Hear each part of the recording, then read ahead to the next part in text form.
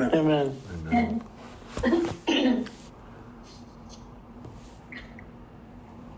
Let me pray. God, thank you for right now, and I'm grateful for the community here, even though we're all across the continent. And God, just help us, help our hearts manage life as we live it, the good, the bad, and the ugly, when moments are out of our control. And ultimately, God, we know what it's like to have disheveled hearts. We know what it's like to have aligned hearts, pure hearts, and we desire the pure heart, and that is what you are after. Not dead tradition, but again, you save human hearts, and that's what you're about. And help us to be in community, and ultimately help us to live like Christ. In your name we pray. Amen. So we are going to continue our series of the 12 apostles, and we started with Peter, then we did James, then we did John, and then we did 2 weeks on Judas Iscariot. Okay, and now just if I were to be honest with you guys, I think from here on out we're going to try to do the 12. Even though there's not much mention about these guys, we're going to try. What I mean by that is like it's sometimes it's like a line mentioned in some of these apostles. You know what I mean? Like I think we really studied the bulk of like the guys that have a lot of information. So that's just, so if we go under an hour, we go under an hour. We're going to try, right? But today we're going to do Matthew. Okay, Matthew, the tax collector to the apostle of Christ, and Matthew, also his name was called Levi before, and son of Alphaeus, and Matthew, Mattatio, which means the gift of God. Okay, gift of God. So there was a name change that Christ gave to Matthew. Okay, and like the other apostles, other than Judas Iscariot, they're all from the Sea of Galilee, as I've showed you the maps before. So he's from Capernaum. Okay, and I've been to Capernaum before. That's where Peter lives, and his house is today. So it's right by the Sea of Galilee. You could see it if you're in Capernaum. You could see the Sea of Galilee right there. But it's typically where the fishermen were from, Gentiles, Roman officials. And Matthew is known as being a what? Matthew the tax collector. Okay, now a tax collector was someone that was really despised. Okay, and especially in ancient Israel, and it would be equivalent of being part of the IRS, an IRS agent today. And in the New Testament, there were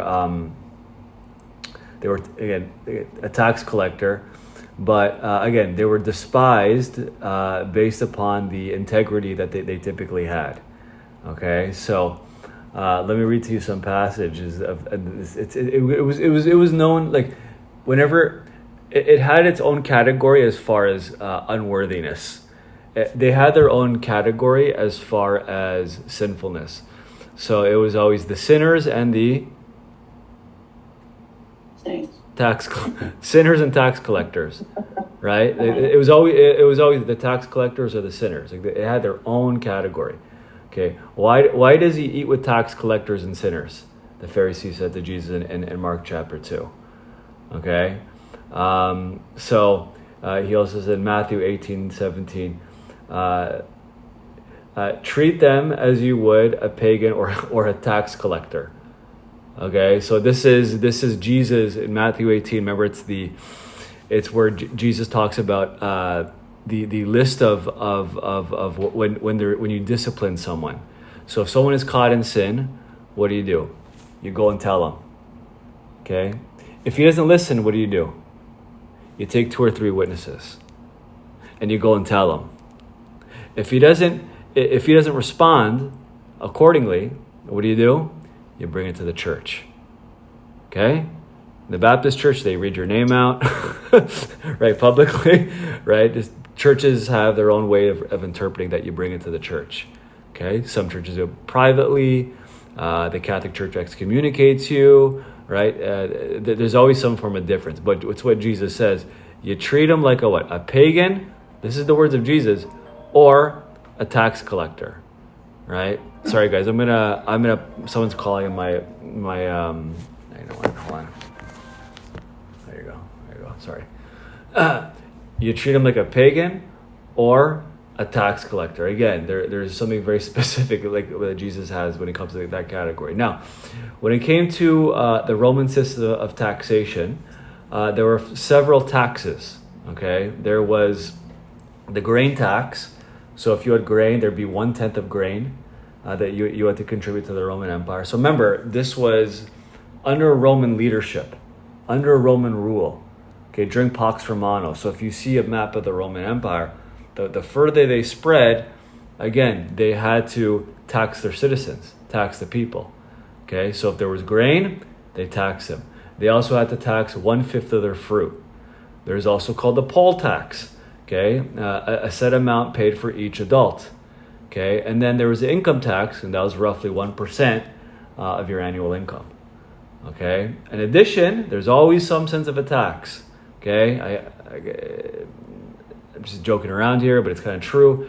If you live in a very liberal environment, state, province, right, where I'm from in Canada, everything's taxed. Taxed. Okay, but around this area called Judea, the tax collector were responsible for paying regional leadership taxes, administration. So at this time, who was it? Herod. So in Jesus' time, it was Herod the Great. Here, it's Herod Antipas. And he would have his own tax. Okay? So you do the math, imagine what someone would take home.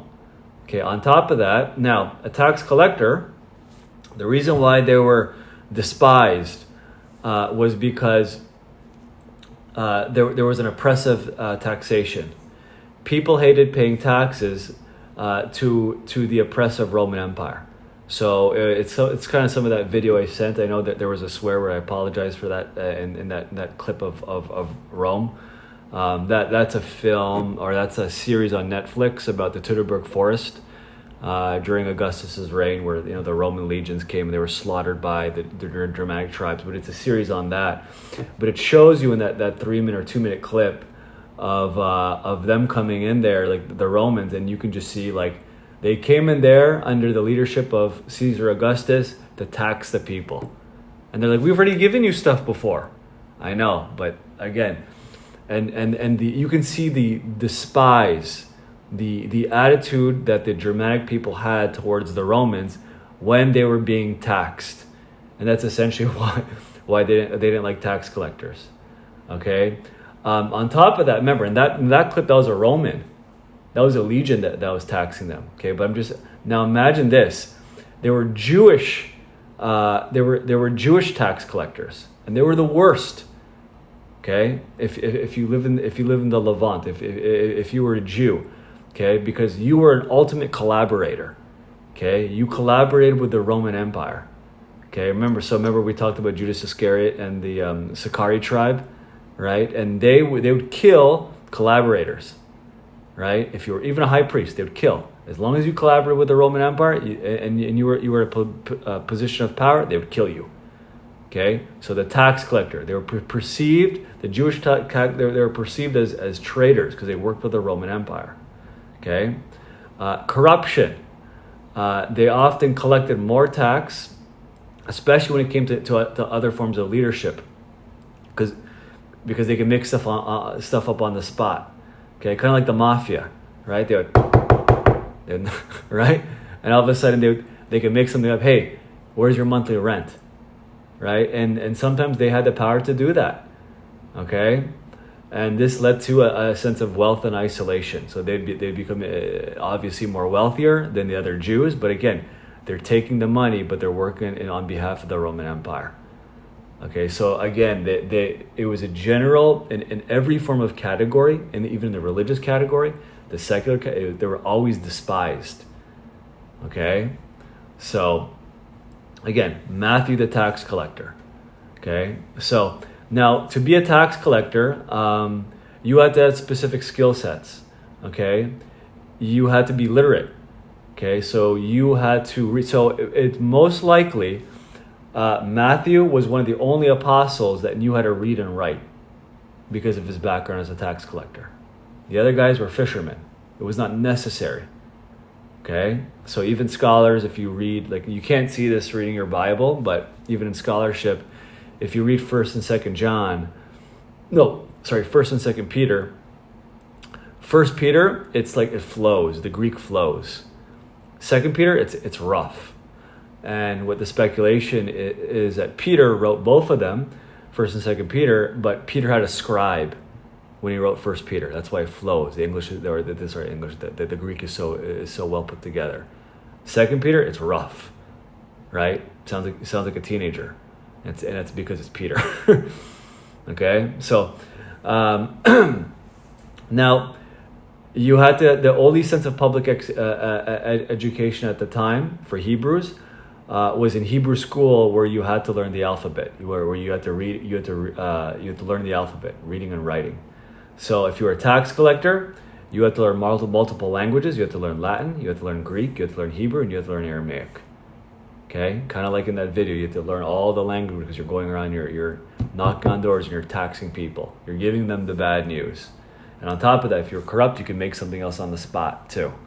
Okay, so again, remember, Matthew obviously wrote the Gospel of Matthew, one of the only apostles who most likely knew who knew how to read and write. Okay, now something we can learn from here is that titles do not limit the love of Christ. And what I mean by that is, again, the persona. If you read the New Testament, over and over and over again, it's always a despise towards the tax collectors. Matthew 5:46. If you love those who love you, what reward will you get? Are not even the tax collectors doing that? Okay, aren't even the tax collectors doing that? So he called people to rise above reciprocal love. Okay, the common notion of love is I do something for you, you do something for me. Okay, Jesus was not like that. He gave a new form of definition of it, a new standard. Okay, so the Pharisees despised the tax collectors. It says in Mark 2:17, it is not the healthy who need a doctor, but the sick. Okay, but I have not come to call the righteous, but sinners. Okay, and the whole concept was that Jesus was always with the tax collectors and the sinners. Okay, so when the Pharisees saw tax collectors as enemies to be shunned, Jesus saw them as spiritual sick to be healed. Okay, so let me read to you Matthew 21:31-32. He says, "Truly I tell you, the tax collectors and the prostitutes are entering the kingdom of God ahead of you." Look at that. He puts tax collectors and prostitutes there. "For John came to you to show you the way of righteousness," John the Baptist. You did not believe him, but the tax collectors and the prostitutes did." Okay, so here, the message of John the Baptist, right, comes in. John the Baptist comes in, and all of a sudden, no one believed him because they thought it was crazy. But guess who believed in him? The prostitutes did. Guess who believed him? The tax collectors did. Okay, using as a means. Again, it's not about the titles. Okay, I think that when we come to the end of ourselves, I think there's this psychology of being judgmental, of labeling people, that just dropped. When you come to the end of yourself, I think when your heart is hard, and there's some sense of pride or ego going on, I think you do that. We naturally do that. There's some sense of categorization, superiority, and we look down upon people. We categorize and we look down upon. We shame. I think that's an old nature mindset. An old nature mindset. I think all human beings do that, right? And that's exactly what the Pharisees were doing. They were categorizing Pharisees, prostitutes, and a sense of shaming them, right? But again, when Jesus comes along, he doesn't have that. Okay, and I think the very essence of all this, like you can teach some people mindset, like Tony Robbins, where you teach people how to think. But again, the way you think is a ramification of your heart. If your heart is hard, you're naturally going to think in a certain way, right? And you label, you judge, you shame, you find things embarrassing, right? But when there's a softened heart, and this was the essence of what Christ was talking about as far as dying to self, you let go of that. You can see categorization, you can obviously different people groups, but you lose that sense of judgmentalism. You lose that sense of being so hard. Okay? And again, when it came to the categorization of the tax collectors, Jesus even dropped that. But people, we have a tendency to be hard towards those that hurt us. Right? If you were hurt in the past by a specific sex, if you were hurt in the past by a specific race or culture, and you have not been healed of that, the chances are you categorize them. We call it in logic the fallacy of composition. The part equates to the whole. We have a tendency to do that, and our heart does that. It's a psychology. It's a mental gymnastics that we naturally do. But remember, the essence of it is your heart has not been healed. If your heart is healed, all of a sudden the mind can think differently. You're able to separate. All right, that person hurt me. That doesn't mean that everyone hurt me. And not only that, but you can see the good in someone else that has done that. Okay? So again, tax collector. The reason why I say that is because people are always hurt by the tax collectors. Okay? They're always hurt by the tax collectors. Any questions? Comments? I've always heard that the one reason why they didn't like the tax collector, Matthew, is because he kind of put his own price on what the taxes would be. And sometimes they were rather high. Is that true, or is it something that... He what? That he decided himself the amount the taxes would be. Well, that's what I'm saying. That's exactly why people didn't like the tax collector. That's exactly what they did. They were the judges of that. Now there were certain taxes that could be public, right? Kind of when I named you, as far as 1/10 of grain, 1/5 of fruit, right? But when it came to other forms of taxes, right, like regional leadership, you can make things up, and that's where the corruption will come out, right? So I think that things like money, things like power, really reveal the heart.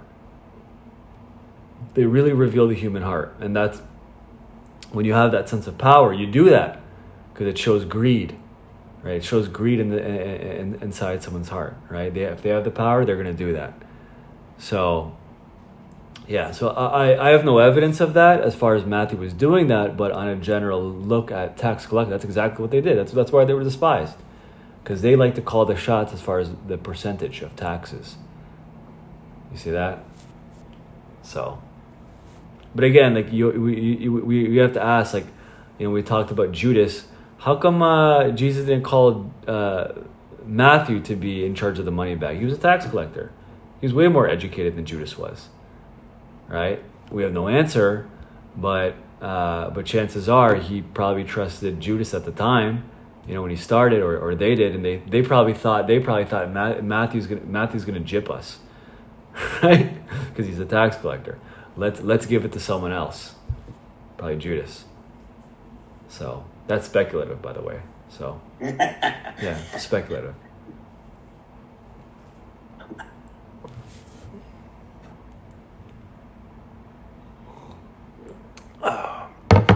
Any other questions?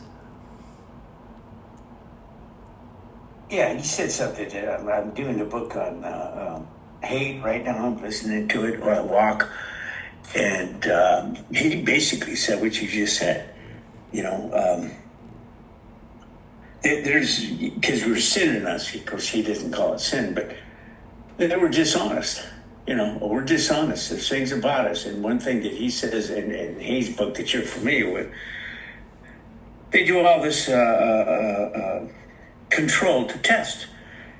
And when people know that they're going to be seen of what they do, they're more honest because they have to hold accountability. most people, no matter what the background are, if they feel that they're not going to be seen or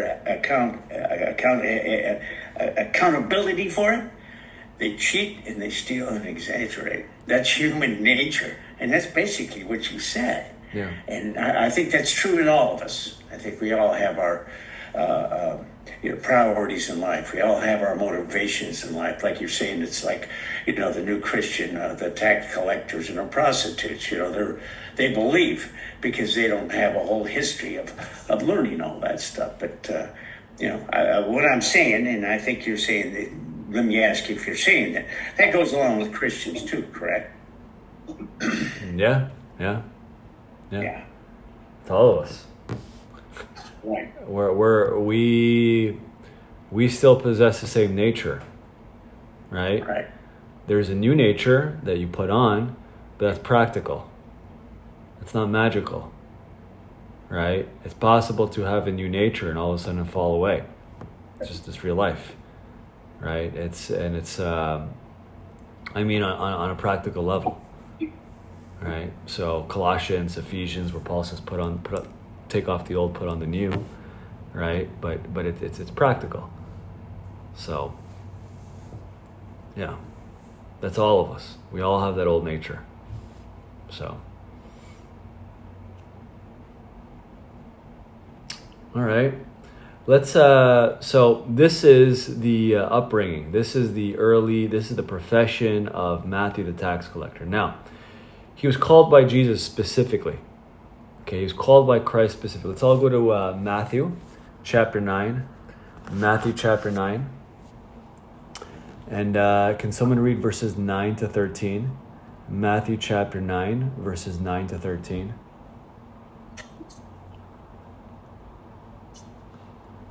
Matthew 9, 9 to 13.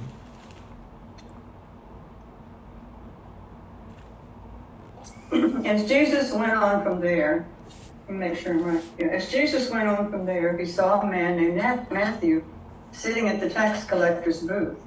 "Follow me," he told him. And Matthew got up and followed him. While Jesus was having dinner at Matthew's house, many tax collectors and sinners came and ate with him and his disciples. When the Pharisees saw this, they asked his disciples, "Why does your teacher eat with tax collectors and sinners?" On hearing this, Jesus said, "It is not the healthy who needs a doctor, but the sick. But I go and learn what this means. I desire mercy, not sacrifice. I have not come to call the righteous, but sinners." All right.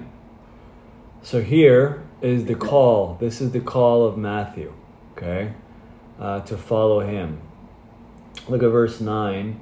As Jesus passed on from there, he saw a man called Matthew sitting at the tax booth, and he said to him, "Follow me," and he rose and what? He followed him. Okay, so he invites sinners to discipleship. As Jesus passed by a tax booth, he calls Matthew, and what's Matthew's response? He followed him. Okay, and this is a model of true discipleship. True discipleship is the essence of it is a transformation of the human heart. And if your heart is transformed, it will change your priorities, it will change your relationships, and it will change your daily habits. So when people have habit issues, no, they have heart issues. When people have relational issues, no, they have heart issues. When people have priority issues, no, they have heart issues. It's the very essence of it. And true discipleship changes all of that. Okay? So faith without action is completely empty. Okay, this discipleship essentially is heart commitment to Christ. It's your heart committed. Okay, and everything tempts us. Lots of temptations. It's allegiances of the human heart. Even the good things can test our heart. Okay, but true discipleship is essentially how much are we prioritizing Christ within our hearts, God in your heart. Okay, look at 10 and 11.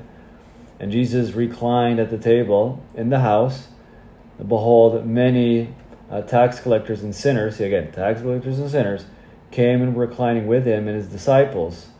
And when the Pharisees saw this, they said to him, to his disciples, "Why does this teacher eat with tax collectors and sinners?" So again, the categorizations of tax collectors and sinners. So Matthew hosted a banquet for Jesus, and he invited what? Tax collectors and sinners, and they share a meal, and all of a sudden they get judged by the Pharisees. Remember, we talked about the heart of when you categorize. Okay. Now, the grace of Christ extends to all. Okay, it extends to all people, sinners, prostitutes, tax collectors, and grace is not earned by behavior or religious status. I think that's the pride of the human heart. We think that we can earn if we do, and it is exhausting. But again, this is shame and honor culture. So first century Judaism was heavily big on shame and honor culture, right? And I think all of us, I think all cultures have it to some extent, but first century definitely had shame and honor culture. Okay, so it like what it says in John's Gospel. Some people even believed in Jesus.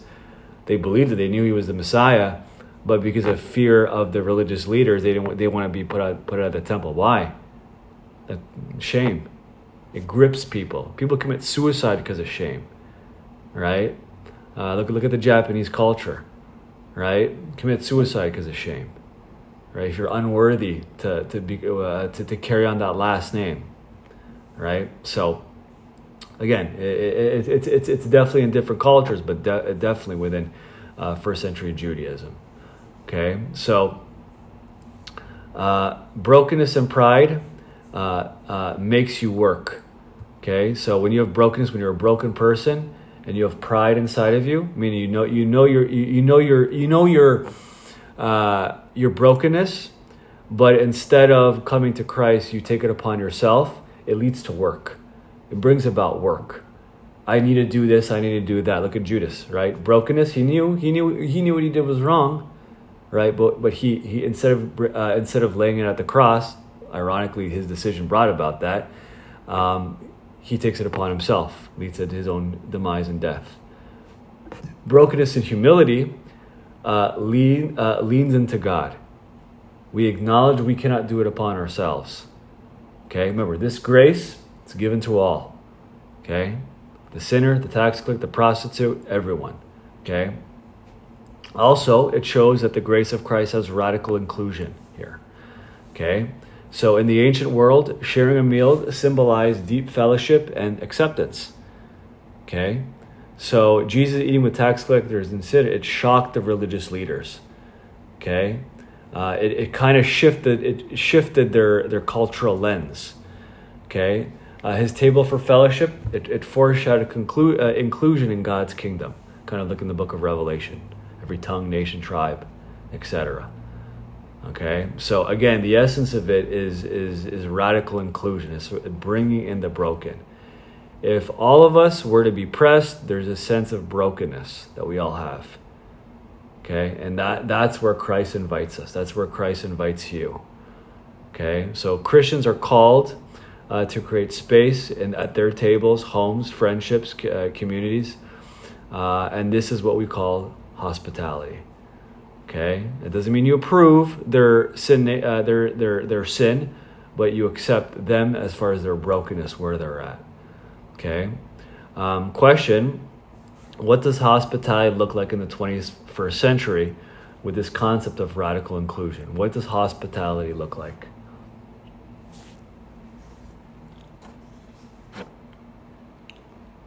Eating together, right? Would you say eating together has the same concept as far as friendship in the 21st century as it did to the first century? I mean, I think it's the only way you can get to know people that you're not working with. Yeah. You know, I mean, how else are you actually going to get to know anybody? Yeah. You know, I don't think it's a whole lot different now. I think we just live more insular lives. Yeah. I think we've couched ourselves behind practices that are very insular. Yeah. I guess that's one thing I've noticed.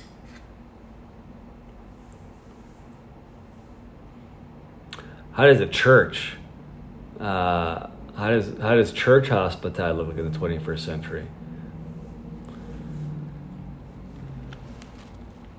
The 21st century? Yeah, today essentially. I mean, isn't it one of the core pillars of being an elder? Is to be hospitable. Oh yeah.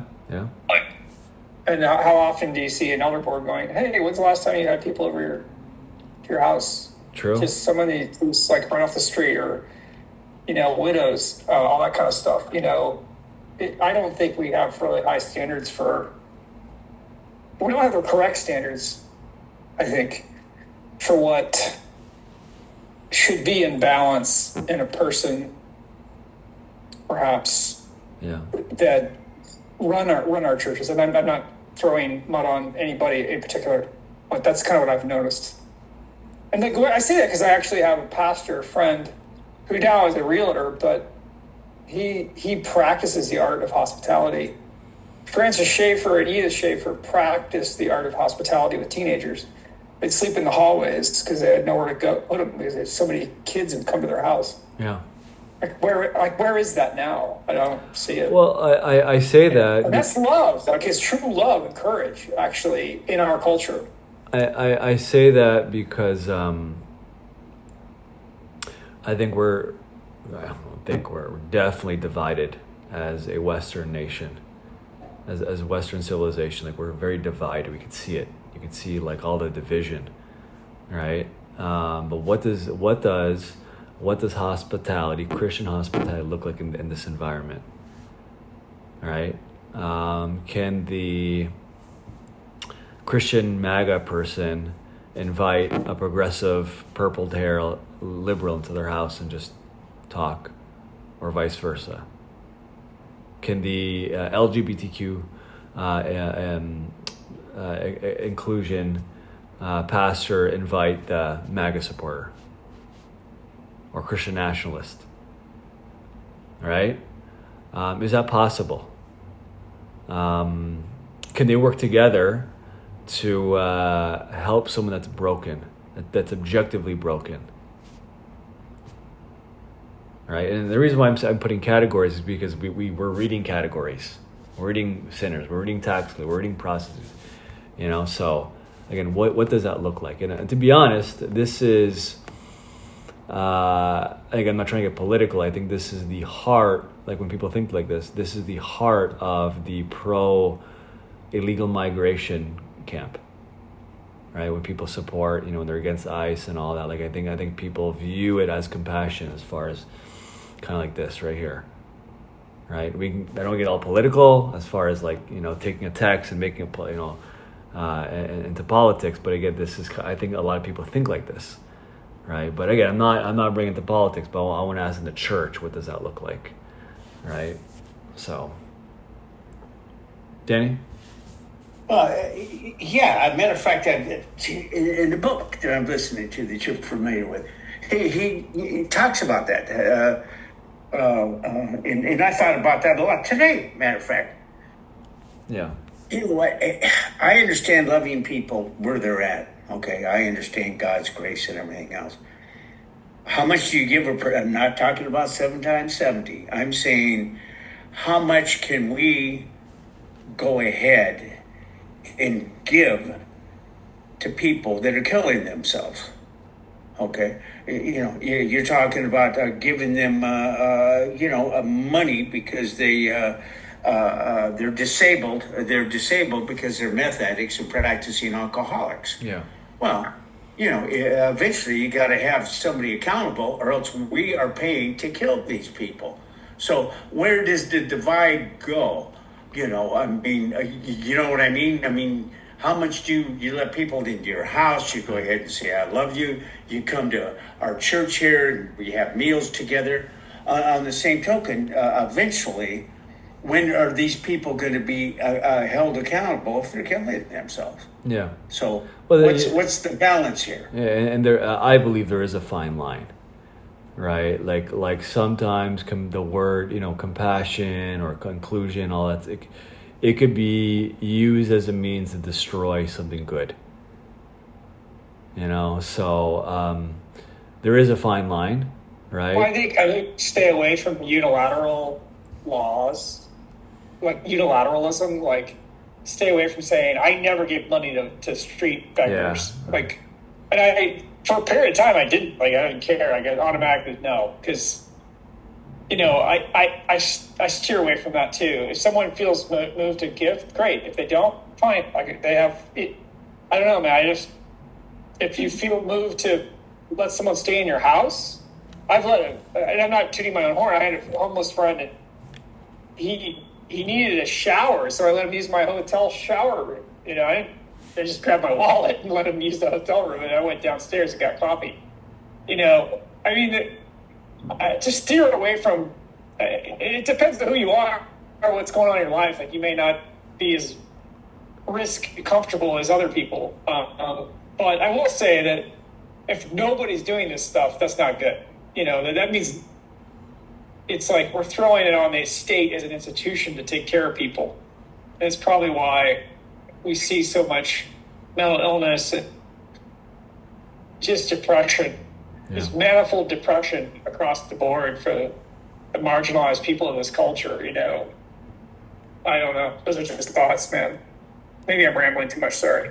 Well, it's like you invite people over to your house, and they end up stealing things over and over. You know what I mean? Like, there's a sense of there's a sense of wisdom that we need to.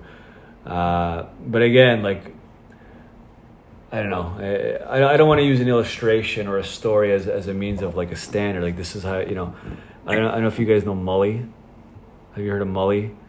Yeah, he's awesome. He's in Africa and like, oh my gosh, unbelievable story. But like he had a piece of land, real estate, and there ended up being oil, and then became wealthy overnight, and then had he didn't have a lot of money growing up, and I think one night he started just walking the streets, and he saw all these kids in the streets, like. And just felt compassion all of a sudden to bring them to his house, his big house. And then they ended up living at his house, and he has kids. He has his own kids. And then it was like a zoo. It was like these kids are running around, and they, it kind of affected the kids. Like, what's going on? So they ended up having to buy like a big compound, right, further away to house these kids. But I think Mully's a little different because he had a lot of money and resources. Not everyone has that. But if you have a 1-bedroom apartment, and you allow 10 kids into your house, you know what I mean? But I think in essence, again, all of us would agree it's case by case.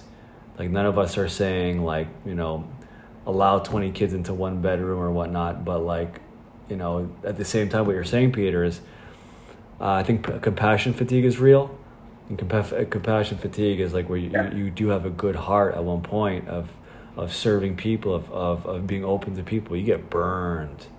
I don't know how Mully did it though, because that was running in the backdrop of my mind when I watched Mully the movie, the documentary, but I never saw him fatigue. Like, that's just the whole point. Like, he did hit points where he's like, "This isn't working. We need to re-engage what we're doing here," And he didn't like. I think you get dispirited when you take your eyes off the prize.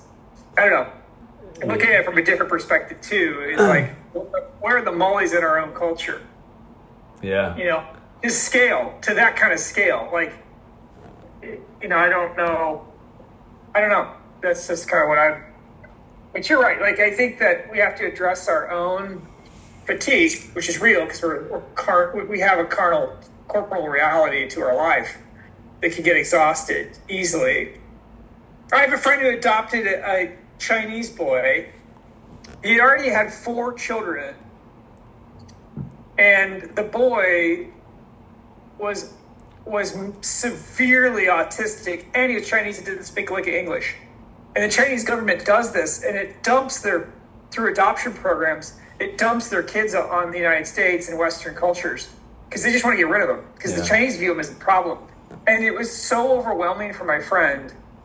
He had to send the child back. Aww. And he said it was really, really hard to send the child back because his wife could not handle it, the child. Like, it was just too much.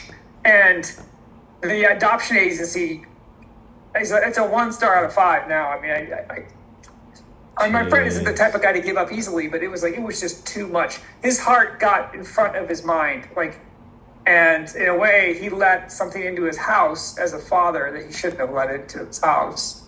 And so, ideology and virtue can get out in front of wisdom. You're right, Ruben. I don't know. And maybe that's where counsel comes in. Yeah. But, but I think perhaps Molly had a unique relationship with God. God showed him something. He literally showed him something unique to him. But I want you to do this, And not only that, I think what's big with Molly is there's resources. He had the money. Yeah. He had the money, and he hit the jackpot. When they had the well too, and now they had a farm and crop, and oh my gosh, just one after the other. But again, the resources were there for him because he was done. He didn't really work or anything at the time. And not everybody's an Abraham. That's the funny thing is he's very much an Abraham story. Not everybody's an Abraham, and that's what if you're one of Abraham's men? What if you're Lot? I mean, oh goodness. What if I don't, it's not like everybody's that person. We all see these stories and we want to become that person. And I don't know if that's, I don't know if it's hard to replicate, to try to programmatically repeat that in your own life. Yeah. I would love to. I think it'd be awesome. I mean, I don't know how to do that. I mean, I don't even know where to start. It's freeing, and it shows you're dead to your own priority, right? That becomes frustrating when you have something that you have agendas, you have things to do, you have I like it like this, mindset. It's all of us, right? But when you're dead to all that, I think there's a freedom that comes with it. So, but again, I don't think there's one straight answer for everybody because we're all in different scenarios. It's just. I do think there is a sense of compassion and some inclusion with wisdom and restraint that we have. So, yeah. And counsel too, but just have counsel. Yeah. I don't know. I think it's hard because the opportunities have not presented themselves for me to live in such a way that I can replicate what Molly is doing. Yeah. I would love to. I think it'd be awesome to walk in that, but maybe I don't have the faith Molly has. I don't know. I think he's amazing. Yeah. I'll send you guys the trailer for Molly. There was a documentary about Molly. Yeah. I got to meet him, by the way. He's a great guy.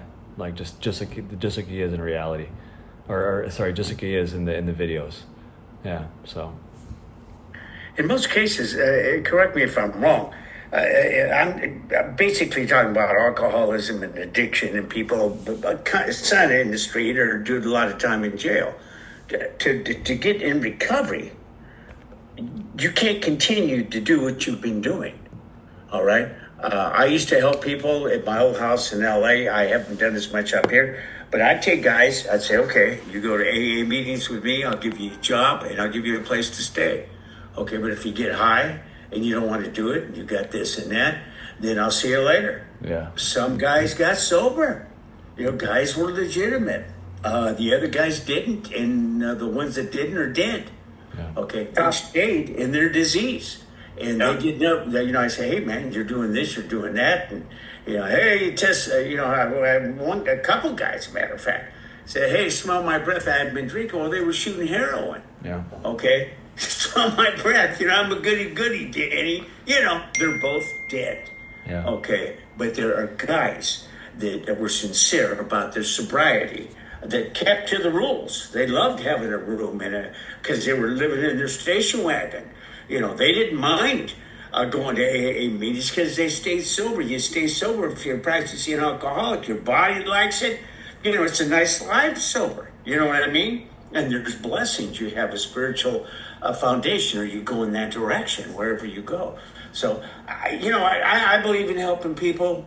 You help out good people that are desperate sometimes. You loan them money, they pay it back. They're sincere about, having a shot, being forgiven and having a shot in a society. But some of them are going to use and abuse you.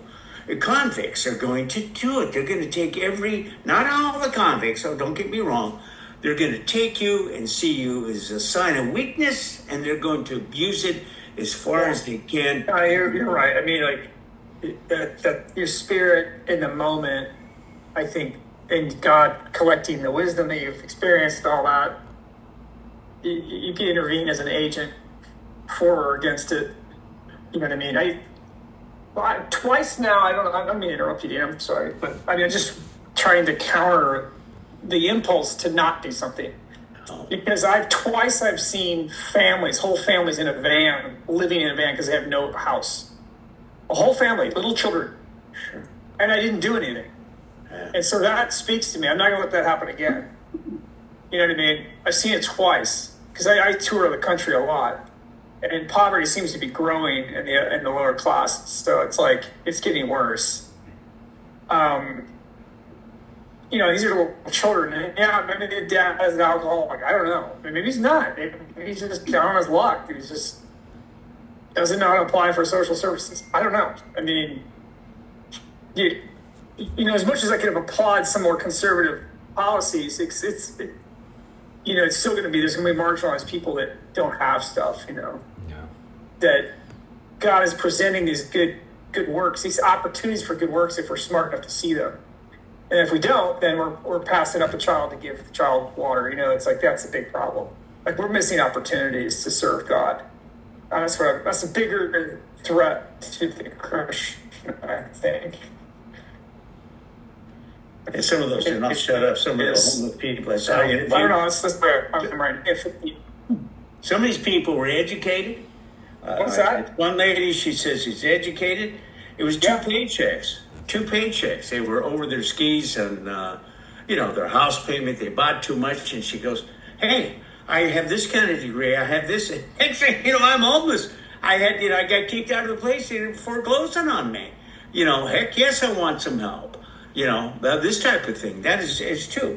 No, your heart's got to be right to help out people, but you can't be a chump. You know, there has to be a certain amount of accountability in those areas. You know, there was there was a guy me and Kevin befriended by the pizza shop in El Segundo, Pines and Slice, right beside there.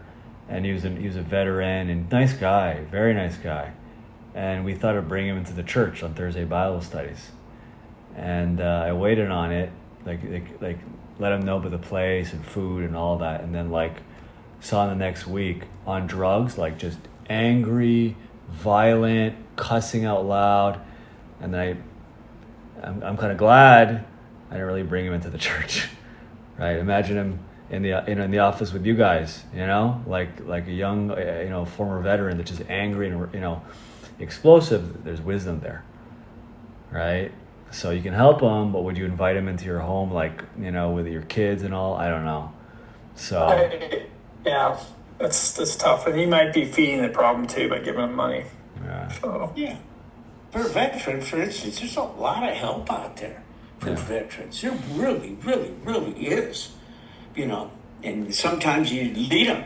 You know, you got to lead them there. If there's mentally ill, there's help for those guys. I mean, I'm a veteran. I know there's a lot of help if you reach out. But some of the guys don't want the help. They want to stay in their illness and their, you know, craziness and addiction. You know, but there's help if you seek it. There really, really is. You know, there really is. But you can't go and get help and do whatever the hell you want to do. So let me read verse 12 and 13 of Matthew 9 we're on. It says, where we time? But when he heard it, he said, those who are well have no need of physician, but those who are sick. Go and learn what this means. I desire mercy, not sacrifice, for I came not to call the righteous, but sinners. Okay, and this he quotes Hosea 6:6. So Jesus invites religious sinners to understand mercy. Okay, so Jesus corrects the Pharisees' misunderstanding of righteousness, reminding that God values compassion over ritualism. Okay, he values that over ritualism. So mercy over religion. Okay, this is what Jesus quotes, Hosea 6:6. I desire mercy, not sacrifice. Okay, and again, remember What's that? Hosea what? Hosea 6:6. So remember, the Pharisees, they prioritized rules and appearance, but they neglected love. They neglected justice and mercy. Okay, so true worship flows from the heart, and that reflects the kindness of God. Okay, religious performance without mercy leads to pride. Mercy rooted in love leads to genuine faith. And a lot of the Old Testament passages, they reiterate this. For instance, Micah 6:6-8. With what shall I come before the Lord and bow myself before God on high? Shall I come before him with burnt offerings, with calves a year old? And he has told you, O man, what is good, and what does the Lord require of you but to do justice, to love kindness, and to walk humbly with your God. Okay, Isaiah 1:11-17. I'm just going to read a couple of verses. It says, "What to me is a multitude of your sacrifice? Bring no more vain offering. Learn to do good, seek justice, correct oppression, bring justice to the fatherless, plead for the widow." Proverbs 21:3. To do righteousness and justice is more acceptable to the Lord than sacrifice. Amos 5:21-24. I despise your feasts, and I take no delight in your solemn assemblies. But let justice roll down like waters and righteousness like an ever-flowing stream. One more. Psalm 51:16-17. For you will not delight in sacrifice, or I would give it. You will not be pleased with burnt offering. The sacrifices of our Lord of God are a burnt spirit, a broken and contrite heart, and O God, and you will not despise. So very clearly what we see is the heart of God, which essentially is mercy over sacrifice, doing. Okay? From Levi to, so this is the calling of Matthew here in Matthew chapter 9. Now, he goes from Levi to Matthew, a new identity. So remember, his name was originally Levi. And then what all of a sudden his name is Matthew, Metataya, which means the gift of God, the spiritual rebirth. And we've talked about this many times, of the significance of name change equates to new identity. New name, new identity. In Hebrew culture, a name represented a person's character. That was their heart. That's why they had the name.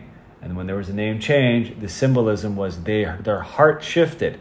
They became a new person because of what they went through. They've endured so much. As a result, they were given a new name, right? Abraham, right? Sarai, Sarah. Jacob, Israel. Hoshea, Joshua. Simon, Peter. Saul, Paul. Okay? Levi, Matthew. Okay? Every single time, there's always something so significant that they went through, that all of a sudden they had to have a new name. You're no longer the same person. We change. We as people, we change. We're like this one way as a teenager, and we're different when we're in our 20s, 30s, 40s. What's bad is what's not good is when you're the same person, right? Where you don't grow up. Okay? Spiritual renewal, spiritual progress is a good thing. Okay? But there's always those moments, right, where there's a name change because it's so significant. Okay? So it signifies ultimate transformation within a person. Okay? Now, what did Matthew do? Matthew, remember, he was a tax collector, and as a result, he was able to read and write. And the beautiful thing about Matthew is that he wrote the Gospel of Matthew. He wrote a gospel. He wrote a biography, a lens of how to perceive Jesus. Okay? He was a theologian. Now, let me read to you some church fathers as far as them identifying. How do you know it was Matthew? Papias of Hierapolis, and this is 1st and 2nd century. says, quoted by Eusebius, says Matthew collected the oracles, the ta logia, in Hebrew dialect, and each one interpreted them as he was able, very early. So the implication from this second century quote is that Matthew wrote the Gospel of Matthew, but he wrote it in Hebrew and Aramaic. Remember, Matthew is specifically written to the Jews. Specifically. So remember, I don't want to go into in depth because we're running out of time. But remember, Matthew's Gospel is a parallel of the Torah. Okay, it's a parallel of the Torah. Okay, so he starts off with what? Genealogy? Well, the book of Genesis. Genealogies. Right? And then he goes into what? They escape Egypt, right, because of Herod the Great. They had to go to Egypt, and what did Herod do? He wanted to kill children because he wanted to kill the ultimate Messiah. But then you go to Exodus, and the exact same thing happens with Moses, right? Moses, all of a sudden, is survived as a baby, and what did the Pharaoh want to do? Kill the children, right? In Egypt. So, and all of a sudden you have, in Matthew's Gospel, you have the baptism, right? And then you have the baptism, and then in baptism, that symbolized when Israel was going to the Red Sea, kind of baptized, right? And all of a sudden, after they go through the Red Sea, what happens? They're in the wilderness for how long? 40 years. After the baptism of Christ, from Matthew chapter 3, you have Matthew chapter 4. He's in the wilderness with who? He's being tempted by what? The enemy. For 40 days and 40 nights. With what? Bread. Manna. What were the Israelites tempted with? Manna. Bread. They were hungry. Right? And then all of a sudden you go to the Gospels. You have Matthew chapter 5 to 7. Jesus on a mountain. Right? And he's giving them what? The Sermon on the Mount. And after that you have the 40 days and 40. You have Moses on top of what? Mount Sinai giving what? The Ten Commandments. You see that? So there's a parallel with Matthew's Gospel and the Torah, and that's specifically because it's written to a Jewish audience. So Jews, they don't use the word what? God, Yahweh out loud. So you see Luke's Gospel, the kingdom of God, the kingdom of God. Matthew's Gospel, the kingdom of heaven. See that? The kingdom of heaven. Okay, so Irenaeus of Leonis says, this is second century, okay, very early. He says, Matthew also issued a written gospel among the Hebrews in their own dialect, which Peter and Paul were preaching at Rome and laying the foundations of the church. Okay, Origen of Alexandria, 2nd, 3rd century, concerning the four gospels which alone are uncontroverted in the church of God under heaven. I have learned by tradition that the gospel according to Matthew was written first, and that he composed it in Hebrew tongue and published it for the converts from Judaism. So again, Matthew writes his gospel specifically in Hebrew to the Jews, and these are quotes from 2nd, 3rd century, very early. Okay, what's also very unique about Matthew's gospel is the prophecies from the Old Testament. Only in Matthew's Gospel will he quote specific prophecies, right? The virgin birth, he quotes Isaiah 7 verse 14, fulfilled in Matthew chapter 1. The birth of Bethlehem, we went through the Nativity. Micah 5:2, fulfilled in Matthew 2. The flight to Egypt, Hosea 11 verse 1, fulfilled in Matthew 2. And the ministry in Galilee, where Jesus opens the scroll, this is Isaiah 9, 1-2, also fulfilled in Matthew chapter 4, verse 13 to 16. So there's these specific prophecies in the Old Testament, only fulfilled in Matthew. And what scholars would say is that they took Matthew's gospel and they use it as a blueprint, which is fine. We all do that, as pretty much for their gospel too. Okay? How are we with time? We're going to close right here. But Matthew, Matthew, tradition says, preached. Okay, first of all, he's brothers with James, he's a brother of James, son of Alphaeus. But he was in Judea, He was in Judea preaching to the Jews for 15 years. And this is after Jesus ascended. He's preaching for 15 years and used his gospel to prove Jesus as the fulfillment of prophecy. Okay, so as he's preaching, he's using his text. Okay, and tradition also says that he also went to Ethiopia. He went to Persia and preached to the Gentiles and to Macedon. And again, this is just tradition from the here on out. But ultimately, Matthew fulfilled his own words, go and make disciples to where? All nations, Matthew 28:19. Okay? And last, we'll conclude here is at his death. And I showed you photos of that. Man, we didn't even go into the Gospels, the Gospel of Matthew. But his death is that tradition says that he was stabbed and killed while he was preaching. And this is why I have those paintings and shows him why he was being stabbed while he was preaching the gospel. Okay, there's a lot of quotes I have here, but let me just read one. This is the Fox's Book of Martyr. Says that whose occupation was that of a toll gatherer, was born at Nazareth. The scene of his labors was Parthia and Ethiopia, in which latter country he suffered martyrdom, being slain with a halberd in the city of Nabaa in 60 AD. And a halberd is that axe with a prick on it. The French used to use that a lot. So again, this is just tradition here, but ultimately, what we can learn from Matthew, the apostle, is that his ultimate transformation, going from a tax collector, okay, someone that was despised in their culture, to completely stopping it, and all of a sudden going to being one of the apostles, one that was untrusted, despised, to one that was also ultimately trusted. Okay, so this is the power of transformation that Christ brings.